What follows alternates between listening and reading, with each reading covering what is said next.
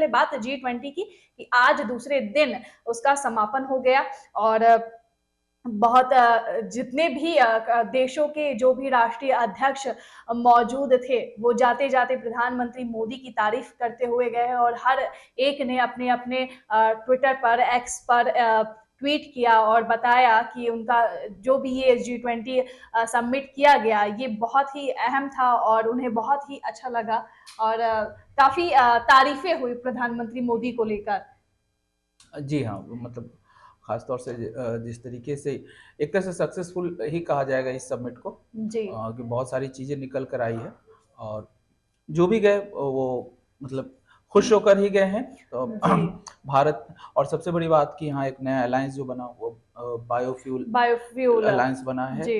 ये भी एक नई पहल है। दूसरा कि अफ्रीका यूनियन को जिस तरीके से शामिल किया गया और बहुत सारे मुद्दों पे जो है इसमें सहमति बनी है।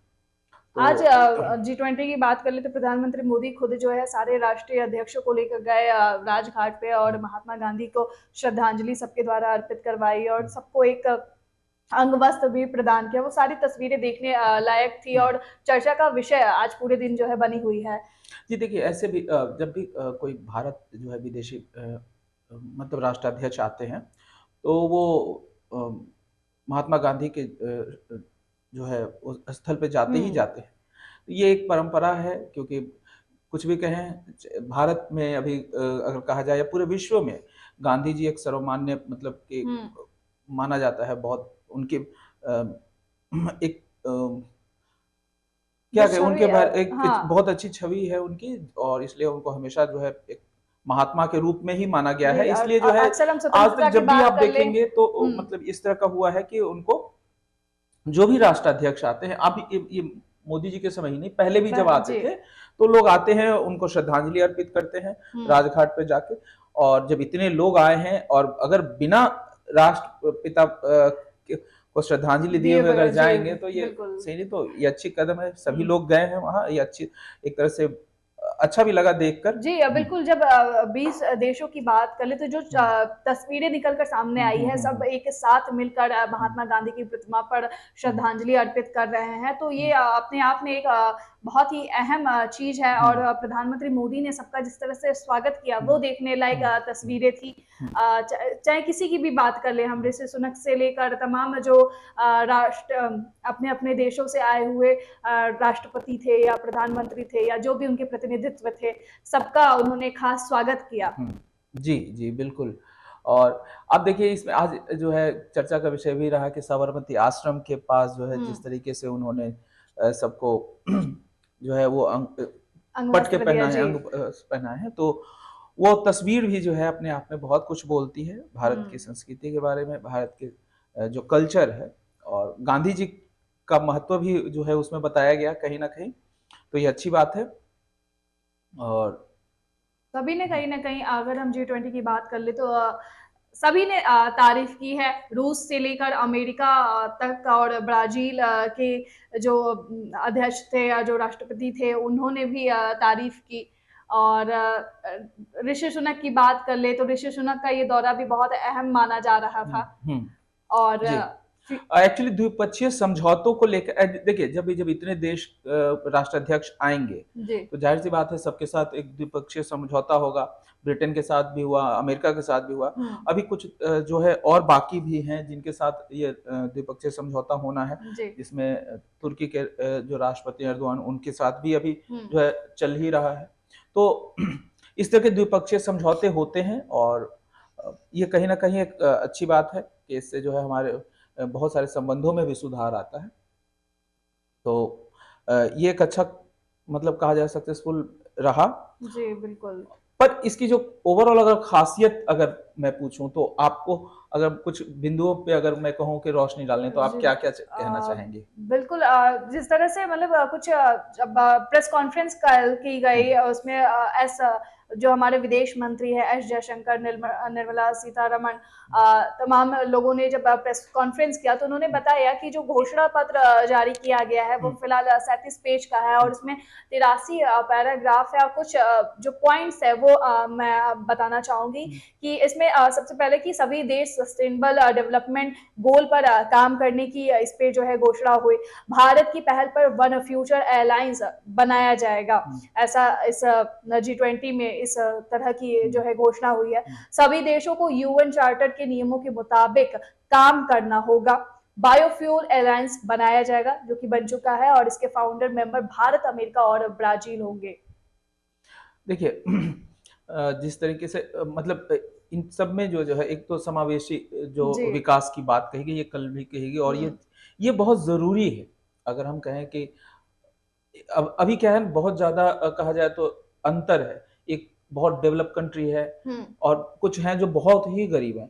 तो हम अगर डेवलप कंट्री हैं और सिर्फ अगर हम अपने आप को देखें तो नहीं चलेगा। वैसे कंडीशन में जरूरी है कि एक समावेशी विकास हो, इसलिए इस पे जो है समावेशी विकास को लेके जो है काफी चर्चा की गई है और सबके साथ मतलब जिस तरह का थीम था वन, पूरा मतलब पूरे अर्थ की बात की गई है, तो उस सब विश्व को साथ लेकर चलने की बात कही गई है और सारे विश्व को एक साथ हर एक डेवलपमेंट का काम हो, हर एक क्षेत्र में एक साथ चलने की बात जो है इस G20 में प्रधानमंत्री मोदी की अध्यक्षता में कही गई है।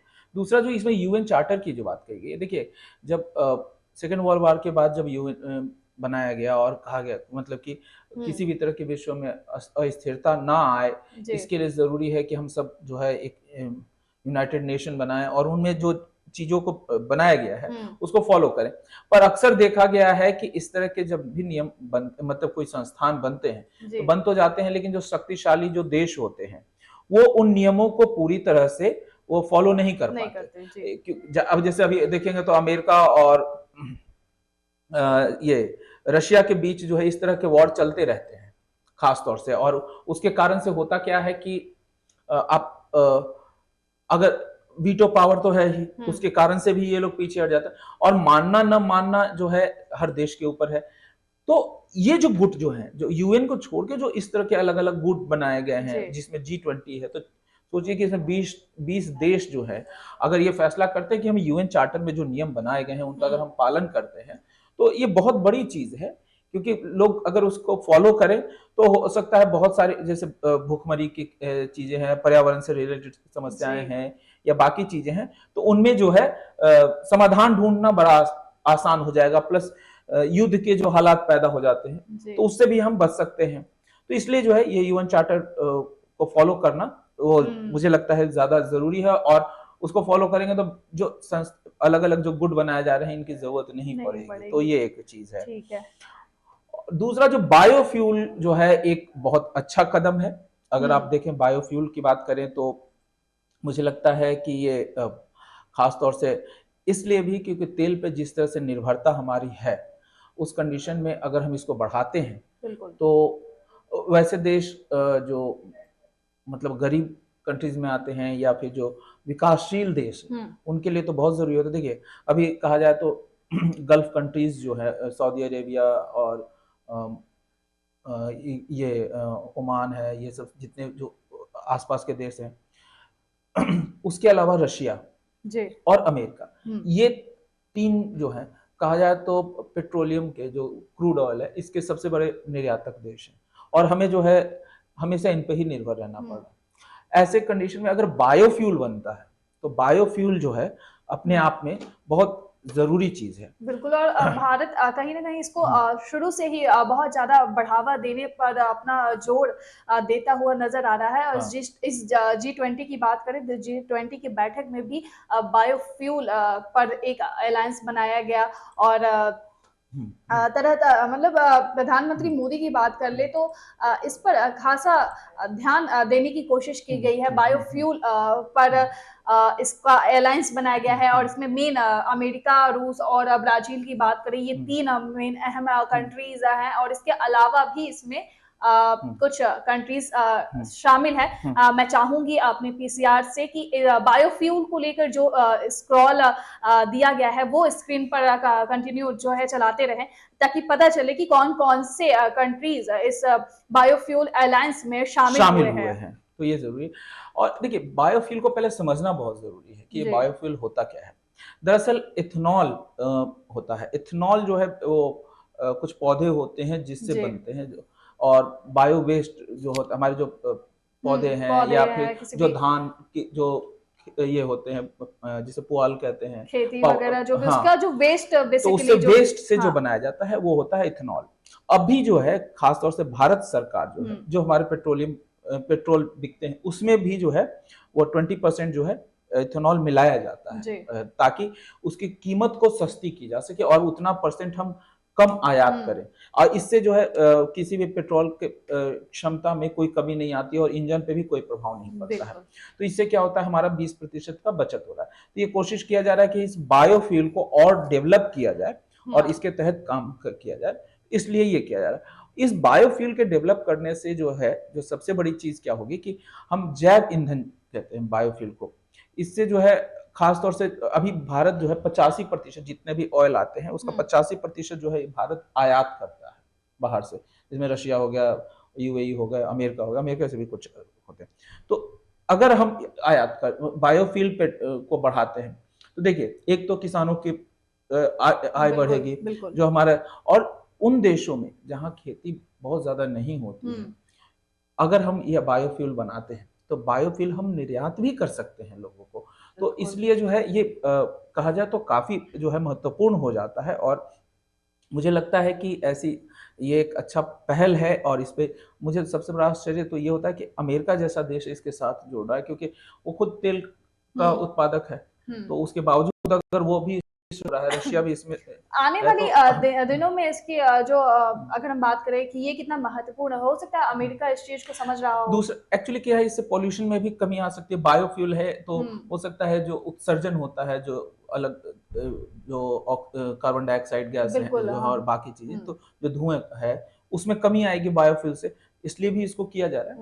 तो ये एक अच्छा पहल है, और इससे जितने भी छोटे देश हैं उनको भी इससे अच्छा खासा फायदा होगा। कहीं ना कहीं हम सभी देख रहे हैं, अगर हम साधारण शब्दों की बात कर ले तो एयर पोल्यूशन एक ऐसी चीज है जिससे हर एक बच्चा जानता है। तो कहीं ना कहीं इस चीज को अमेरिका भी बहुत अच्छे से समझ रहा होगा, इस वजह से इसकी तरफ जो है वो मूव करना चाह रहा है। तो ये है तो ये एक अच्छी पहल है। इसके बाद मैं चाहूंगा कि आप आगे बताएं कि क्या क्या चीजें हुई है, तो फिर इस पे एक एक करके चर्चा की जाए। आगे खैर अगर हम बात करें G20 की, तो एक धरती, एक परिवार और एक भविष्य पर ज्यादा जोर दिया गया है। जैसे कि हम बात करें कि पूरे विश्व को एक साथ लेकर चलने की, एक परिवार की वसुधैव कुटुंबकम वाली बात और जिस तरह से अविश्वास की बात प्रधानमंत्री मोदी ने पहले ही दिन की थी कि जिस तरह से कोरोना के बाद जो अविश्वास पूरे विश्व में फैला हुआ है उसको लेकर बात की थी, और उस पर इस चीज को लेकर कि एक धरती, एक परिवार और एक भविष्य पर मजबूती पर जोर देने का काम किया जाएगा, इसकी बात होगी। मल्टीलैटरल डेवलपमेंट और बैंकिंग को मजबूती दी जाएगी, ऐसा इस पे जो है चर्चा की गई है। घोषणा पत्र में ऐसा कहा गया है। ग्लोबल साउथ की प्राथमिकताओं पर फोकस किया जाएगा। देखिए, मल्टीलैटरल डेवलपमेंट और बैंकिंग ये बहुत जरूरी चीज है, क्योंकि खासतौर से जो गरीब देश उनके पास कर्ज के लिए भी मतलब मिलना बहुत, एक वर्ल्ड बैंक है, वर्ल्ड बैंक से अगर कुछ होता है तो मिलते हैं। लेकिन अब आजकल जो एक ट्रेंड में चला हुआ है कि चाइना जो है बहुत सारे देशों को साथ कर क्या रही है कि उनको कर्ज देती है। जैसे पाकिस्तान आज खुद जो है उसकी हालत खराब हो गई, ये श्रीलंका की हालत खराब हो गई। तो इसलिए जरूरी है कि एक ऐसा बैंक बनाया जाए जो कि इन गरीब देशों को अगर समय पे जो है मदद कर सके, ताकि वो ऐसे कंडीशन में ना आ जाए कि उनको उनके हम भूखमरी की स्थिति हो जाए। तो इसलिए जो है पाकिस्तान और श्रीलंका की बात कर ले तो इसीलिए मल्टीलैटरल डेवलपमेंट बैंकिंग की बात की गई है, और ये जरूरी है ताकि जो है लोग वो पहले एक हम लोग देखा करते थे बचपन में, पुराने जमाने की फिल्म आती थी, एक मुंशी होता था, बनिया होता था जो पैसे देता था और फिर धीरे धीरे उसकी पूरी जमीन हथिया लेता था। वही हम लोग उसको एक गांव और समाज के रूप में देखते हैं, लेकिन जस्ट वही चीज चाइना आज कर रहा है, जो बड़े रूप में। तो इस कारण से इस चीज को खत्म करने के लिए ही इस तरह की चीजें की गई, अच्छा है, होना भी चाहिए। बिल्कुल, कहीं ना कहीं ये जो हमारी चर्चा है बिल्कुल साधारण शब्दों में दर्शकों के सामने हम रख रहे हैं, ताकि दर्शक भी इसको समझ पाए। जैसे मुंशी की बात हुई और चाइना की बात हुई, तो खैर आगे बढ़ते हैं। क्रिप्टो करेंसी पर ग्लोबल पॉलिसी बनाई जाएगी। एक्चुअली ये भी बहुत जरूरी है। एक्चुअली क्या है, क्रिप्टो करेंसी जो है एक ऐसी चीज है जिसका कुछ और छोड़ नहीं है, कहाँ से कंट्रोल होता है, कैसे कंट्रोल होता है, और कई देश जो है इसे मान रहे हैं, कुछ लोग एक्सेप्ट कर रहे हैं, कुछ लोग नहीं एक्सेप्ट कर रहे हैं। वैसे कंडीशन में कई, अब इंडिया में ही है क्रिप्टो करेंसी अभी लीगल नहीं है, बल्कि इंडिया कोशिश कर रहा है कि हम अपनी करेंसी जरूर निकालें, डिजिटल करेंसी, लेकिन क्रिप्टो करेंसी को नहीं है। इसी तरह से हर जगह कुछ न कुछ प्रॉब्लम है। चाइना भी अपनी करेंसी निकाल रहा है। तो क्या है कि हम क्रिप्टो करेंसी एक वर्ड दिया गया है, लेकिन इस तरह के जो भी डिजिटल करेंसी है उसको लेके ऐसा कुछ जिससे कि पूरे विश्व उसको मान्यता दे, ये बहुत जरूरी है। तो इसलिए जो है इस पे काम किया जा रहा है, और आने वाले समय देखिए, पैसा जितना डिजिटल होगा उससे सरकार को फायदा होता है, क्योंकि आपकी ब्लैक मनी बचती है। अगर कैश है तो कैश तो आप छुपा सकते हैं, डिजिटल मनी कहाँ छुपाएंगे। तो इसलिए ये भी जरूरी है कि जितना ज्यादा डिजिटल करें, तो उसमें क्रिप्टो करेंसी एक बड़ी भूमिका निभाएगा। बिल्कुल। फिर वही आगे वही कर्ज के व्यवस्था को बेहतर बनाने पर भारत ने कॉमन फ्रेमवर्क बनवाने की बात पर जोर दिया है, और ग्रीन और लो कार्बन एनर्जी टेक्नोलॉजी पर काम किया जाएगा, ऐसा घोषणा पत्र में निर्मला सीतारमण द्वारा जो है पेश किया गया है। सभी देशों में आतंकवाद के हर रूप की आलोचना की है। ये इन सब बातों पर ऐसे हम कल चर्चा कर चुके थे, तो लगभग वही सब ओवरऑल जो है देखा जाए तो है। लेकिन जैसा कि मैं कहूँगा कि इसको थोड़ा सा आगे बढ़ते हैं, और जो कुछ खास चीजें जो हुई है। जी बिल्कुल। आज की हम बात कर ले तो नेक्स्ट G20 कहाँ होगा और इसकी कमान किसको सौंपी गई है, उसकी बात कर लेते हैं। तो आज प्रधानमंत्री नरेंद्र मोदी ने अपनी अध्यक्षता में ब्राजील के राष्ट्रपति लूला डा सिल्वा को ये कमान सौंप दी है। अगला जो G20 समिट है वो ब्राजील के राष्ट्रपति और ब्राजील में होने वाला है। जी बिल्कुल। और इसमें जो है ये है कि ये नवंबर तक अभी भी भारत के पास रहेगा। नवंबर के बाद जो है ये ब्राजील को, पिछली बार जैसे इंडोनेशिया से जब मिला था तो हमें नवंबर में ही मिला है ये। तो पूरे 1 साल के लिए होता है अध्यक्षता। तो इसी तरीके से आपने देखा होगा वो एक लकड़ी का हथौड़ा जो है उनको दिया गया लूला डी सिल्वा को। तो अब वो जो है वो करेंगे अध्यक्षता, और नवंबर तक अभी भी हमारे पास है। इसमें एक बात और कही गई है कि प्रधानमंत्री मोदी जी का अपना एक उन्होंने कहा है कि नवंबर से पहले एक वर्चुअल मीटिंग करने की बात उन्होंने कही है, कि जो हम लोगों ने ये जो अपनी तैयारी समिट में जो निकल के सामने आया है, जो जिस चीज पे हमने तय किया है, इन पे हम फिर से एक बार विचार करेंगे कि इन पे हमने क्या काम किया नवंबर से पहले, इस पे हमने कितना प्रोग्रेस हुआ, क्या इस आउटकम आया, उस पे जो है एक वर्चुअल मीटिंग करने की भी इन्होंने सिफारिश की है। बाकी तो देखते हैं कि आगे क्या होता है, किस तरह की इस पे काम होते हैं G20 को लेकर। खैर बता दें कि आज जब ये अध्यक्षता मिलने के बाद ब्राजील के जो राष्ट्रपति हैं उन्होंने महात्मा गांधी को श्रद्धांजलि पहले तो दे दी, उसके बाद वो बहुत भावुक हो गए, और ऐसा उन्होंने कहा कि जीवन महात्मा गांधी का कितना महत्व है, उन्होंने इसको बताया। और उन्होंने कहा कि ब्राजील की प्रेसिडेंसी की 3 प्राथमिकताएं होंगी: सामाजिक न्याय और भुखमरी के खिलाफ लड़ाई, सस्टेनेबल डेवलपमेंट और दुनिया के संस्थानों में बदलाव। ये ब्राजील के राष्ट्रपति के कुछ वक्तव्य थे जो उन्होंने महात्मा गांधी को श्रद्धांजलि देने के बाद अपनी जी बिल्कुल। तो खैर ये G20 से रिलेटेड जो भी सारे आज काफी अच्छी तस्वीरें भी सामने आई अगर हम बात करें G20 को लेकर। और अब देखते हैं कि जब इस तरह की चीजें हो रही है G20 को लेकर, तो क्या जो एक अगर हम बात करें जो इसकी पूरी तैयारियां, जिस तरह से अगर 1 हफ्ते पहले की बात करें या 1 महीने पहले की बात करें, तो पूरी तैयारियां इसको लेकर चल रही थी। साथ ही इसकी जो तैयारियों में एक ग्रीन क्रोमा या ग्रीन पर्दे की बहुत ज्यादा विपक्ष की बात कर ले तो वो उसकी भी बात कर रहे थे कि दिल्ली और दिल्ली, मतलब एक दिल्ली जो आप दिखाना चाहते हो और एक दिल्ली जो आप छुपाना चाहते हो, उसकी भी बात हुई। हाँ जी, बिल्कुल हुई। एक्चुअली क्या है कि ये चर्चा जो देखिए अभी नहीं, आप अगर ध्यान देंगे तो जब डोनाल्ड ट्रंप आए थे भारत, और जब उन्होंने ये गुजरात के अहमदाबाद के स्टेडियम से, जब नरेंद्र मोदी स्टेडियम से जब भाषण दिया, तो उस समय भी वहां पे भी कोई पर्दे लगाए गए थे, उसको लेके भी काफी मीडिया में आलोचना हुई थी। और इस बार भी इस तरह की चीजें हुई है कि आलोचना की गई है उस चीज के लिए। और देखिए एक्चुअली समझना ये होगा कि इस पे कोई वीडियो या कुछ है जो हम अपने दर्शकों को दिखा सकते हैं या नहीं, वो मुझे अच्छा लगता है कि ठीक आगे हम जब चर्चा करेंगे तो हम बात करेंगे इस हाँ पर। हाँ जी। तो देखिए ये चीजें जो है हालांकि जब देखिए जब मैं तो यही समझता हूँ कि इसमें कोई बुराई नहीं है, हम ऐसे चीजों को ना दिखाएं, ये प्रॉब्लम नहीं। प्रॉब्लम ये है कि जब भी हम अपने घर को, अगर हमारे घर पे कोई मेहमान आता है तो हम भी जो अपने घर को पहले साफ सुथरा करते हैं। जी। ऐसा नहीं है कि जिस तरह से हम पड़े हुए हैं वैसे ही बैठे रहे, वैसे ही, क्योंकि हम तो ऐसे ही हैं जी, आओ ऐसे ही देख लो हमें, या हमारे घर ऐसे ही आओ, तो ऐसा तो होता नहीं है। जी बिल्कुल। और जब कोई खास अगर उत्सव होता है, हाँ। अपने घर में आप दिवाली में सफाई करते हैं, तो ऐसा है। चीज नहीं है। जितनी गंदगी होती है उसको उठा के फेंकते हैं। हाँ। तो ऐसा कुछ नहीं है।